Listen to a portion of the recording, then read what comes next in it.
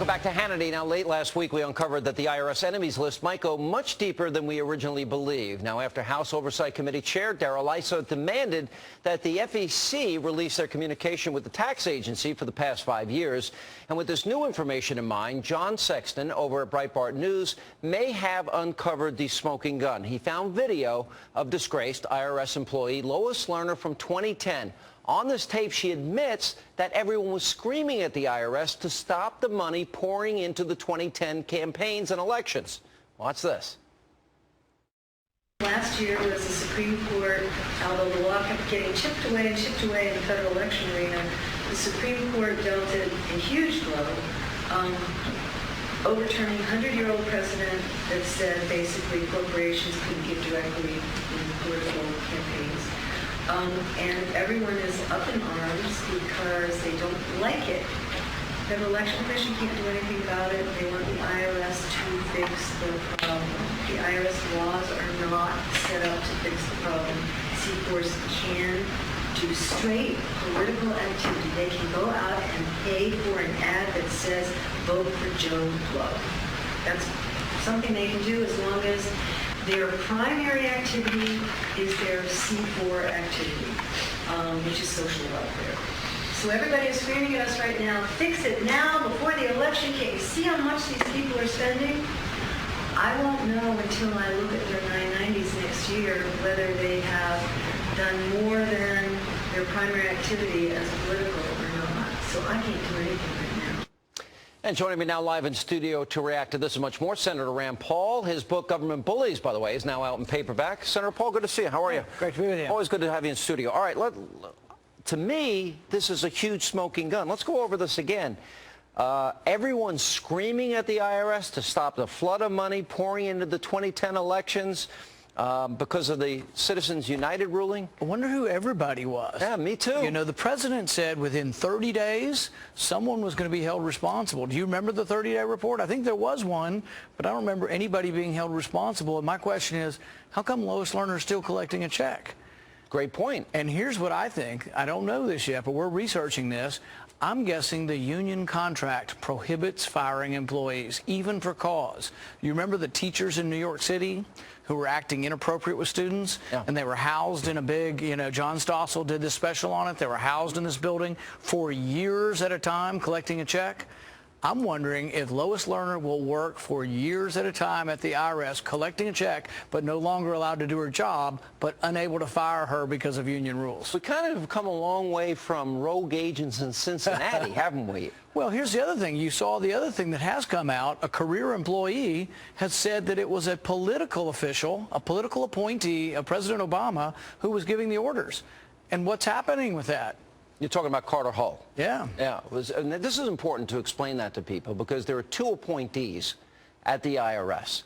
And now we know that it went all the way up to the top in Washington, and it wasn't about rogue agents in Cincinnati. So explain that a little more. Yeah, I'm wondering if everybody who was yelling at Lois Lerner to do more were these political appointees. Carter Hull was the career appointee, correct? Right. And he mentions that it's a political appointee at the top of the agency appointed by President Obama who is making the decisions or telling them they need to go after Tea Party groups. See, the thing that I think that maybe now we understand a little bit more why Lois Lerner pled the Fifth, because what she's talking about, if you look at the timeline, doesn't this, right after this is when they started targeting Tea Party groups? Isn't that the exact timeline? Well, and you have to be a little suspicious of Miss Lerner, since 10 years before at the FEC, George Will wrote a column about this saying that she told a Republican candidate, either you drop out of the race or I'll pursue you. If you drop out of the race, we'll leave you alone. Basically bullying, which is what my book's about, government bullies,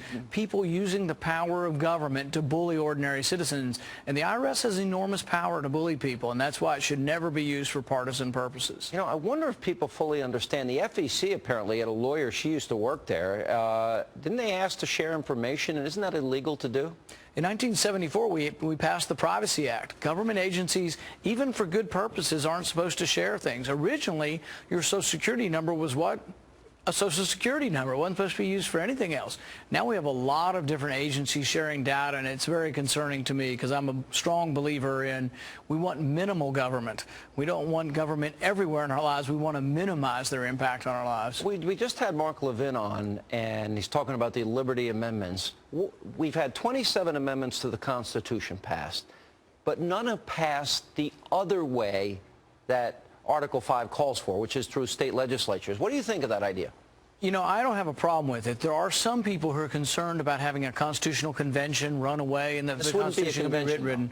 I know, and so what I argue to them is I've testified in favor of a balanced budget amendment in my state legislature. The state legislature can actually write the rules and say you can only vote on the balanced budget amendment. So you can restrict what they're allowed to do.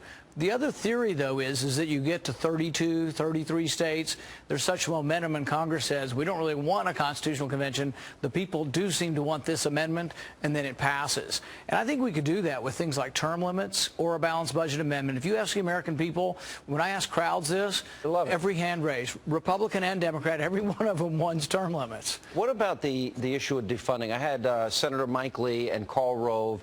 They both want Obamacare to go away. Tactically, Karl Rove doesn't like the idea of defunding it, which I know you're supporting Mike Lee on. Why is this the best method at this time in your mind? It's the only method at this time to do anything, and people want us to stand up. I ran on being against Obamacare.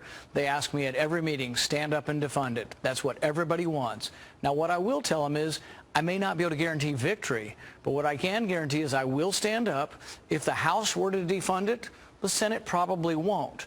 So the ultimate compromise is we take it away from Obama's agenda and back towards ours, which may not be defunding it, but you start out with defunding it in order to maybe get to a delay or maybe to get to where the individual mandate goes away. Since the employer mandate he's already delayed, why don't we use our leverage by having a Republican House to, at the very least, get to delaying the individual mandate? Karl brought up a good point. He said we should be suing because the president, this is the law of the land. He doesn't have the right to unilaterally. I agree with that also, and I would sue. We did sue over the recess appointments. Remember, the president declared a recess even though we said we weren't in recess, and the court has rebuked him severely on this. When it goes to the Supreme Court, I think they're going to once again say he usurped power that's not his.